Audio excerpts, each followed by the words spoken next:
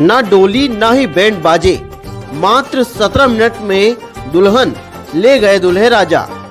आपने बेटियों को दहेज के नाम पर प्रताड़ित करने के से कई मामले देखे होंगे, जिसमें बेटियों को दहेज के लिए मार दिया जाता है, जला दिया जाता है या परेशान किया जाता है। लेकिन समाज में एक ऐसे भी तबका मौजूद है जो दहेज लेना और देना पाप मानते हैं। इन लोगों का कहना है कि जिस पिता ने अपने कलेजे के टुकड़े को ही आपको सौंप दिया, इससे बड़ा तोहफा आपके लिए क्या हो सकता है। जब हमने इस विवाह के बारे में सुना और इन लोगों के विचार जाने, तो इस विवाह को देखने के लिए हम निकल गए, जहां हमने देखा कि यह विवाह बिल्कुल हटकर था। जैसा कि आपने कई शादियां देखी होंगी, लेकिन जिनमें लोग फिजूल खर्ची करके लाखों रुपए पानी की तरह बहा देते हैं, आतिशबाजी करते हैं, महंगे महंगे डीजे बजाते हैं। लेकिन इस विवाह में न हल्दी की रस्म थी और न ही घोड़ी और न ही बैंड बाजा और न ही कोई आडंबर। जब इन लोगों के विचार जाने तो उन्होंने कहा कि जिस पैसे को हम बड़ी मेहनत से कमाते हैं, उसी पैसे को देखा देखी की होड़ में पानी की तरह बहा देते हैं। अगर हम इन पैसों को बच्चों की शिक्षा, बच्चों के कारोबार या समाज के हित या किसी अच्छे कार्य में लगाए, तो हमारा समाज बेहद ही मजबूत होगा, हमारे बच्चे शिक्षित होंगे, हमारा देश आगे बढ़ेगा। आपने कई शादियां देखी होंगी और शादियों में अक्सर ये होता है कि लोग शादियों में आतिशबाजी करते हैं, कई प्रकार की गंदगी फैला देते हैं, कई प्रकार का कचरा करते हैं, फूल फैलाना, और ये ऐसी कई घटनाएं हमें देखने को मिलती हैं। और आतिशबाजी की तो अक्सर देखने को मिलती है, डीजे बजाना।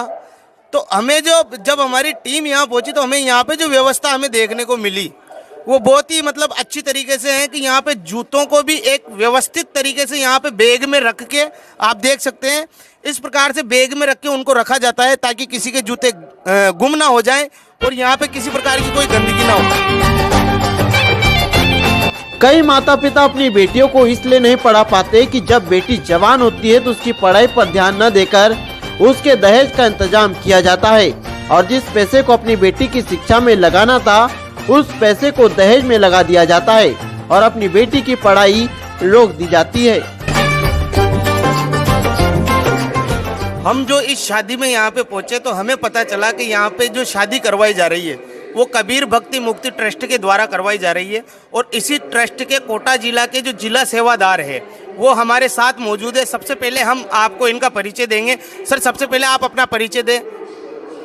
मैं संत रामपाल जी महाराज की दया से कोटा जिला सेवादार विक्रम दास हूँ, और यहाँ आज भक्ति मुक्ति ट्रस्ट बरवाला जिला हिसार द्वारा दहेज मुक्त विवाह कराया जा रहा है, जिसमें किसी प्रकार का कोई लेन देन नहीं किया जाएगा और सादे कपड़ों में सिंपल तरीके से शादी होगी।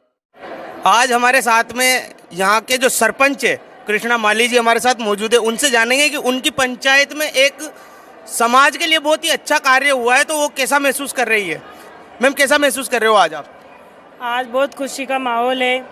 आज अगर ऐसे हर किसी माँ बाप के ऊपर से अगर ये बोझ हल्का हो जाए कि दहेज प्रथा इस भारत देश में जो 1961 के एक्ट के तहत जो अधिनियम जारी हुआ है, उसके तहत यह दहेज प्रथा वास्तव में ख़त्म हो जाना चाहिए। और बहुत खुशी की बात है, आज अगर माता पिता के ऊपर जो एक बेटी को जो बोझ माना जाता है, यह दहेज प्रथा एक पीड़ित रूप से जो पीड़ा जो दी जाती है माँ बाप को, पिता को, इनको जो उत्पीड़न सहनी पड़ती है, अगर इस तरीके से भारत देश में अगर ये अधिनियम स्वतंत्र रूप से अगर लागू होता है, तो मैं बहुत खुशी से बहुत गर्व करती हूँ।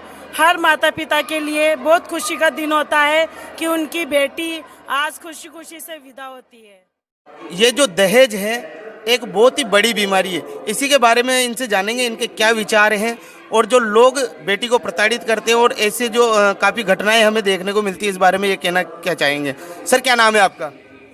मेरा नाम नेमीचंद दास है और चेचट निवासी और जिला कोटा राजस्थान से हूँ। सर, इस दहेज के बारे में क्या कहना चाहोगे आप?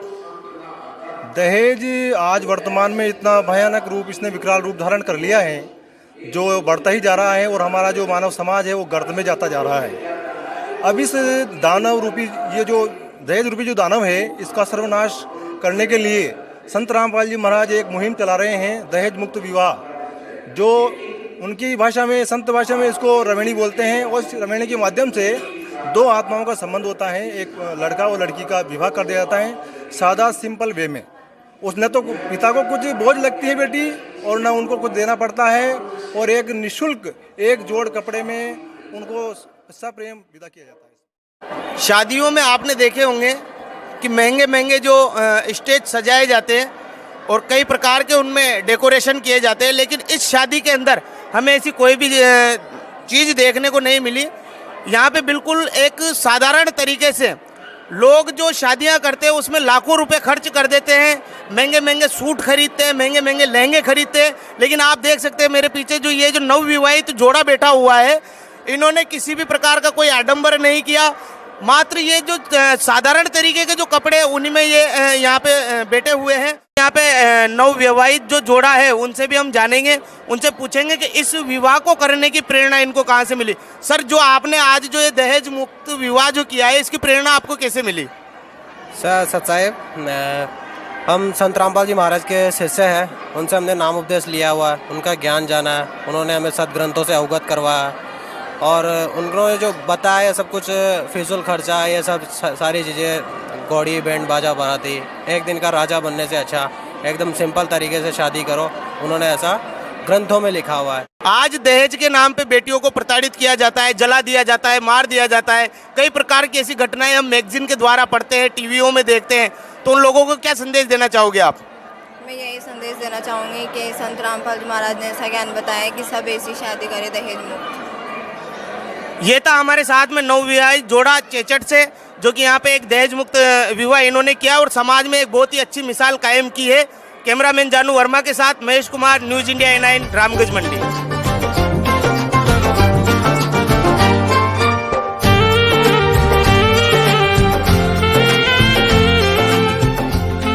इस अनोखे विवाह में शहर के गणमान्य व्यक्ति व सरपंच कृष्णा माली भी मौजूद रहे। कृष्णा माली का कहना है कि बहुत ही खुशी का दिन है और बहुत ही सराहनीय कार्य है कि हमारे यहाँ दहेज मुक्त विवाह किया है। इस विवाह को लोग बहुत ही अच्छी सीख ले सकते हैं। News India A9 Kota Rajasthan से महेश कुमार की रिपोर्ट।